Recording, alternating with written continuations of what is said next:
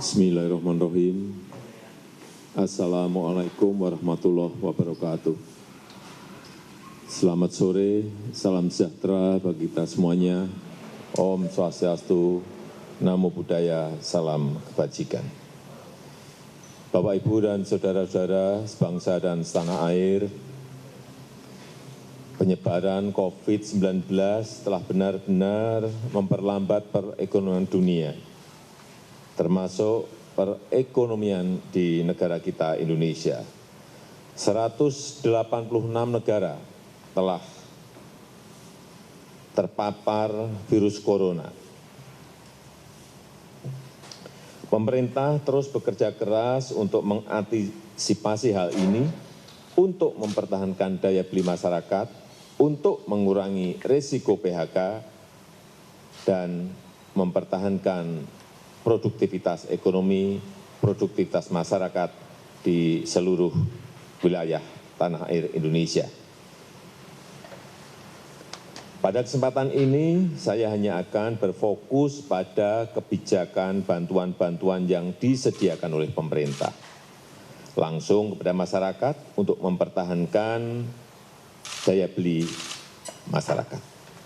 Pertama, saya telah perintahkan kepada semua menteri, gubernur, bupati, dan wali kota agar memangkas rencana belanja yang tidak produktivitas ekonomi, produktivitas masyarakat maupun di seluruh wilayah.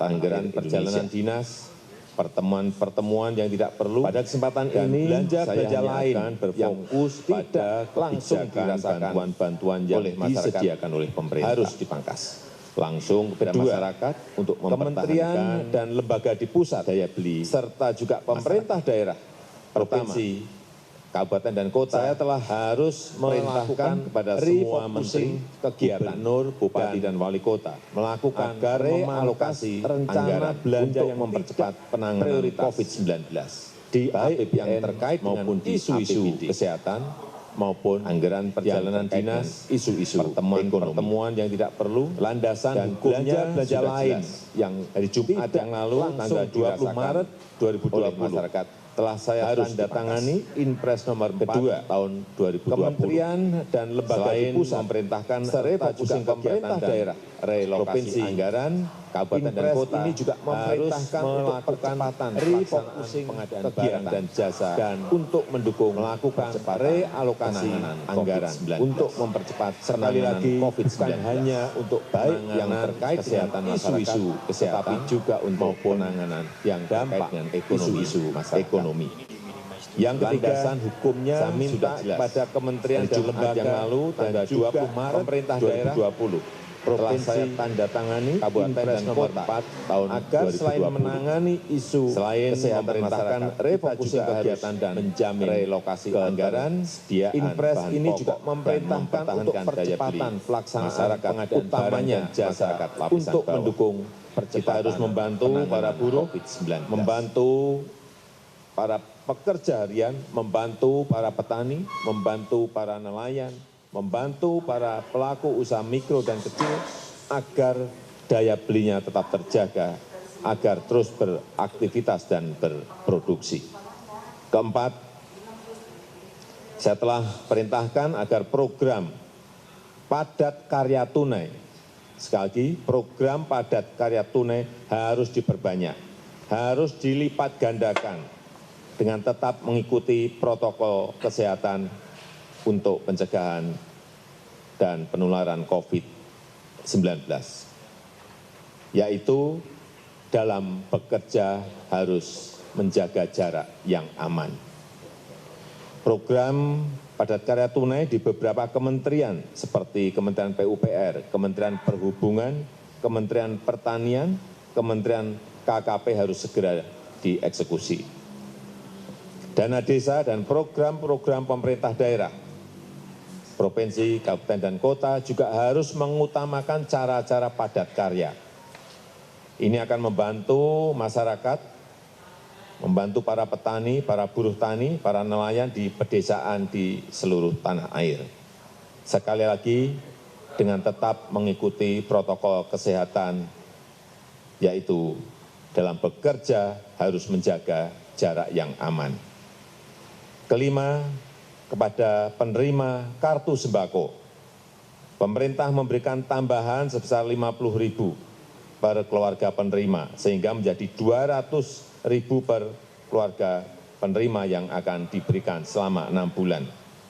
Anggaran yang dialokasikan adalah sebesar 4,56 triliun rupiah. Yang keenam, kepada calon penerima kartu prakerja, pemerintah akan mempercepat implementasi kartu prakerja, sekaligus untuk mengantisipasi para pekerja yang terkena PHK, para pekerja harian yang kehilangan penghasilan, para pengusaha mikro yang kehilangan pasar dan omset, agar dapat meningkatkan kompetensi dan kualitas SDM-nya. Alokasi anggaran yang disediakan di dalam kartu prakerja ini adalah sebesar 10 triliun. Sehingga nanti setiap peserta kartu prakerja akan diberikan honor insentif 1 juta per bulan selama 3 sampai 4 bulan. Yang ketujuh, untuk membantu daya beli pekerja di sektor industri pengolahan, pemerintah akan membayar PPh pasal 21 yang selama ini dibayar sendiri oleh para pekerja, dalam rangka memberikan tambahan penghasilan kepada pekerja di industri pengolahan. Alokasi anggaran yang disediakan sebesar 8,6 triliun rupiah. Kedelapan, kepada para pelaku UMKM, OJK, Otoritas Jasa Keuangan, akan memberikan relaksasi kredit UMKM untuk nilai kredit di bawah 10 miliar untuk tujuan usaha, baik itu kredit yang diberikan oleh perbankan maupun oleh industri keuangan non-bank. Asalkan digunakan untuk usaha, akan diberikan penurunan bunga dan penundaan cicilan sampai 1 tahun. Oleh karena itu, kepada tukang ojek, kepada supir taksi yang sedang kredit kendaraan bermotor dan kredit mobil, nelayan yang sedang kredit perahu tidak perlu khawatir, pembayaran bunga dan angsuran diberikan kelonggaran 1 tahun. Dan pihak perbankan maupun industri keuangan non-bank dilarang mengejar-ngejar angsuran, apalagi menggunakan jasa penagihan atau debt collector. Itu dilarang, dan saya minta kepolisian mencatat hal ini. Kesembilan, kepada masyarakat berpenghasilan rendah yang sedang melakukan kredit kepemilikan rumah bersubsidi, pemerintah juga memberikan 2 stimulus, yaitu pemerintah memberikan subsidi selisih bunga selama 10 tahun. Jika bunga di atas 5%, maka selisih besaran bunganya akan dibayar pemerintah. Pemerintah juga memberikan subsidi bantuan uang muka bagi yang akan mengambil kredit rumah bersubsidi. Anggaran yang disiapkan 1,5 triliun rupiah. Saya mengajak seluruh jajaran pemerintah, baik di pusat maupun di daerah, sampai ke level kelurahan dan desa, untuk selalu tanggap terhadap situasi kesehatan dan kondisi ekonomi masyarakat. Kita harus kerja keras, kita harus bersatu dan bergotong royong menghadapi tantangan ini. Terakhir, saya juga mengapresiasi gerakan masyarakat yang telah turut mensosialisasikan, memasyarakatkan physical distancing atau jaga jarak aman, yang terus mengingatkan kita semuanya untuk berdisiplin. Karena hanya dengan kedisiplinan yang kuat kita dapat mencegah penyebaran COVID-19. Percayalah, kita bangsa besar, kita bangsa petarung, bangsa berjuang.